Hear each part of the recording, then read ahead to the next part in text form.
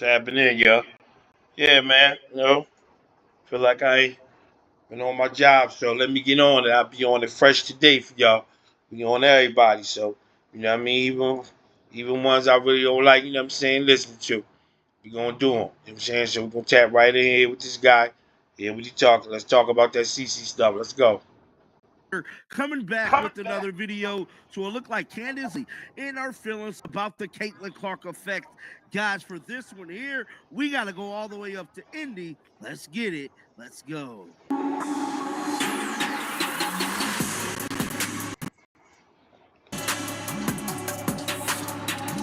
Man, trying It to wasn't skip no all the. secret that Caitlin Clark set the WNBA on fire. I feel like we all could agree with that. Though it looked like Candace Parker feels a type of way about Caitlin Clark actually getting the league charter flights. She just wrapped up an interview with Bloomberg and she let it be known she was pissed about this entire situation that Kathy actually let them get charter flights for the 2024 season. And not only just charter flights, she was mad about a couple things.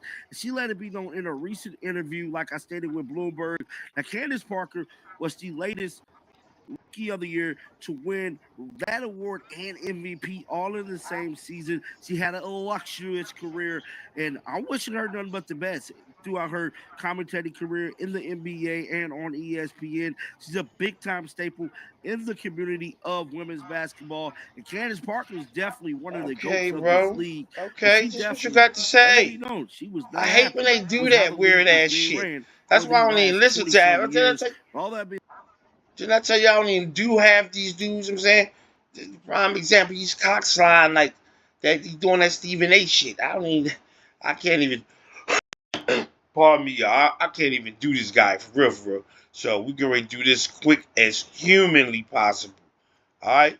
So I want to hear what she got to say. To saying, I respect Candace and all that, but to saying you didn't have the kind of fan base and situation that CC came with.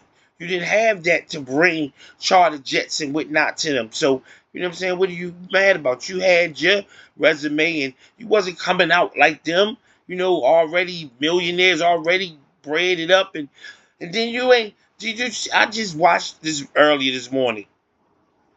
Literally brought a tear to my eye. I ain't gonna lie to you. Just saying the C had C. Somebody did, somebody got a cut on where it shows C making that shot that, sent them to the championship or sent them to whatever in Iowa and, you know, had it with the dope, music playing behind it and, with that man, if you check it out, check it out. And, cause I don't know the guy's name that was playing, but it was dope. And yeah, she hit that shot. She ran all off and in slow motion. Then it just was looking at everybody. I had to look at it a couple times because I like to. I'm real analyzing like that. I like to check out the expression on people's faces when the ball, you know, go in. They it was really good, real emotional. Just saying, man, you know, CC did some special things. Candace, not knocking what you did. I don't know what you did. I'm not informed with your resume like that. I just know that you were supposed to be, good. I'm pretty sure I watched you that you came from, once you was in that and a few times what have you, but what have you. I'm just saying, because like I said, it's this guy. I can't really. Let's finish, y'all. Let's go. said, being reported that pissed Candace Parker calls out Clark's $50 million WNBA influence take credit for recent popularity. The debate about whether or not Caitlin Clark truly deserved all the fame she got more than those who came before her. There was one veteran who stood by her side. Arguably, Candace Parker was among those generational talents that helped set the stage for the Iowa sensation to arrive. But putting aside all discussion of senior players being jealous of Fever rookie fame, Caitlin Clark Parker was a supporter. However, there is one thing that she cannot believe she missed out on.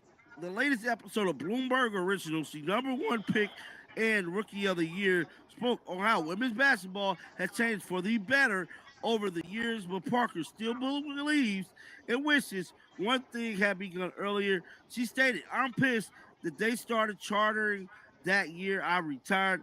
I'm not going to lie, cause our back to backs used to be what we would play, and then we'll go to sleep, and then we'll wake up, take that 6 a.m. flight, and then we'll still play the next That had to day. be rough. So, it takes me a little angry because it would have been nice for your All body right. to kind of catch up in that charter flight."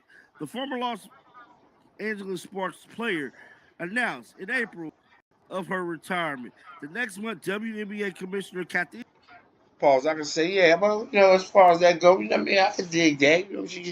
I'm talking about, shit. I was just enjoying. Now y'all starting now. I can dig that. I mean, ain't no big. That's what she was talking about. I thought she was trying, imply something else. No, that right there is fine. That is nothing to be, hey, you missed. Yeah, CC bought the juice. If you bought the juice back then, which you like, she bought, with her, see, yeah, see, I'm sure you'll be rolling too. You know what I mean? I'm sure CP you'll be rolling too. So, you know, you rolling now. You know what I mean? But you would have been, you know what I mean? You would have been, flying and all that shit back then too. But it just didn't roll like that.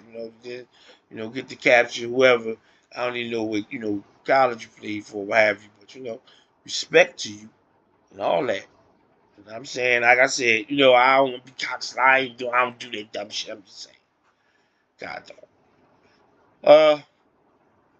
Yeah, well, let's see if you had some more to say. Come on, I know.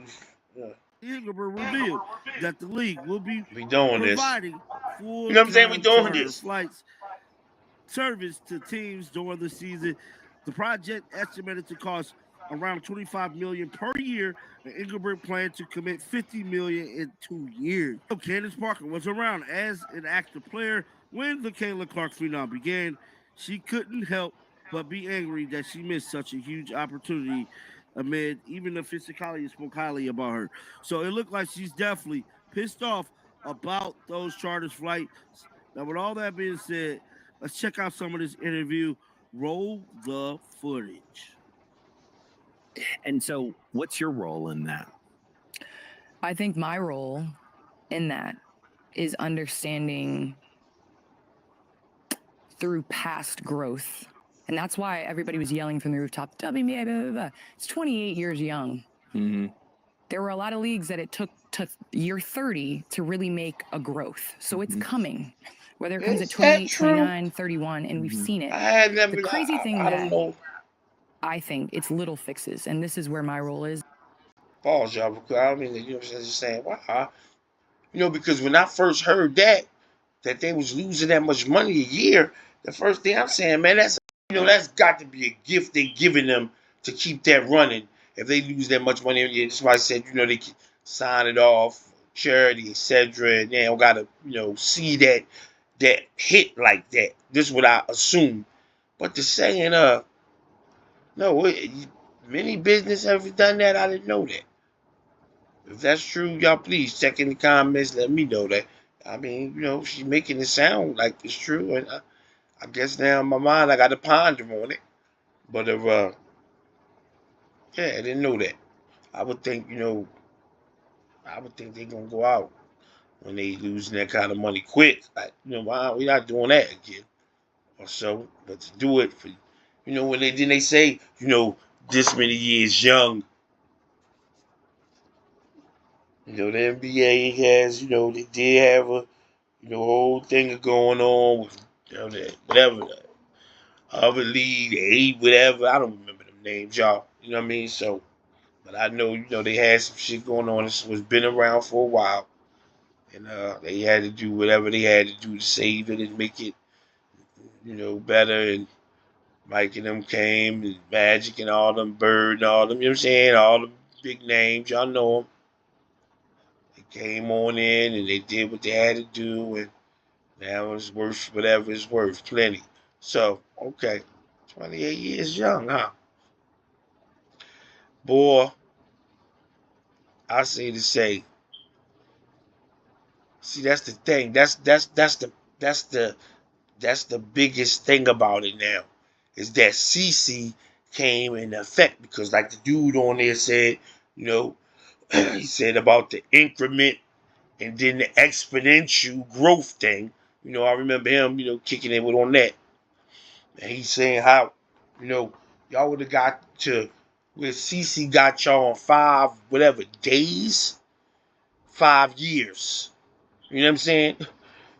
Whatever, and dribble down on, the time frame on different stuff. So come on. Now that's the big deal.